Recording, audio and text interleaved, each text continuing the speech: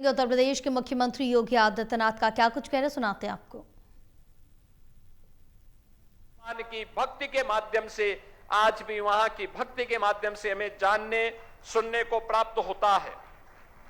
ऐसे पूज्य संत के प्रति भी आज हमें यहाँ पे उनकी मूर्ति की स्थापना के माध्यम से कृतज्ञता ज्ञापित करने का अवसर प्राप्त हुआ है।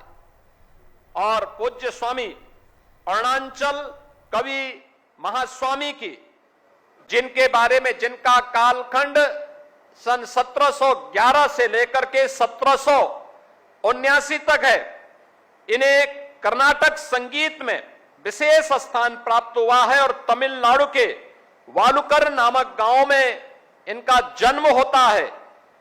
प्रारंभ में संस्कृत और तमिल साहित्य के विद्वान थे और बाद में इन्होंने अपनी संगीत और भक्ति के माध्यम से इन्होंने रामायण पर आधारित प्रसिद्ध तमिल काव्य राम नाटकम लिखा और राम नाटकम के माध्यम से भक्ति गीतों, भगवान राम के गुण और उनके भक्ति के गीतों के माध्यम से संपूर्ण दक्षिण भारत में भगवान राम की भक्ति को आगे बढ़ाने का काम किया है।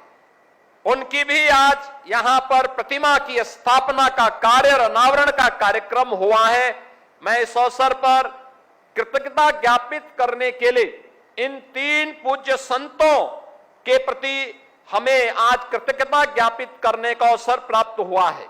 और जब हम आज यहां पर एकत्र हैं तो आदरणीय प्रधानमंत्री जी की अनुकंपा से, उनकी प्रेरणा से अयोध्या धाम में हम लोगों ने इससे पहले यहां पर जगत गुरु रामानुजाचार्य की प्रतिमा की स्थापना का कार्यक्रम इसी अयोध्या धाम में संपन्न हुआ था। भगवान राम की सर्वाधिक भक्ति गीतों को गाने वाली लता मंगेशकर जी के नाम पर भी अयोध्या में एक चौक की स्थापना की है और लता मंगेशकर जी के गीतों के माध्यम से संपूर्ण भारत को जोड़ने का जो कार्य अयोध्या में उनके स्मारक के माध्यम से हुआ है।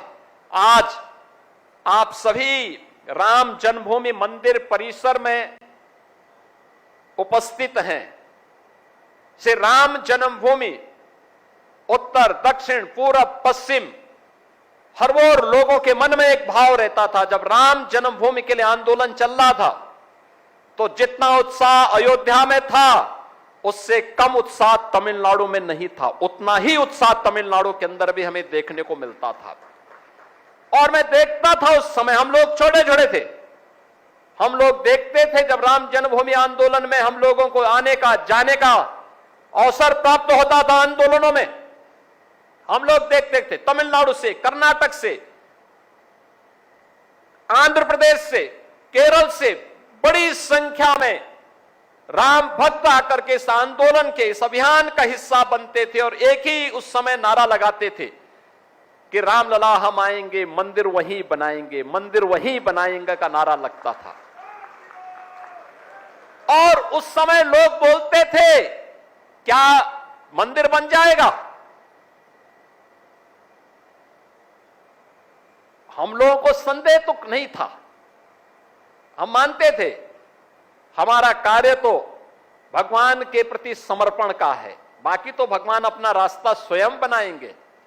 और देखो, देश के अंदर मोदी जी आए तो मोदी है तो मुमकिन है यह से राम जन्मभूमि पर भगवान राम के भव्य मंदिर के निर्माण के साथ आज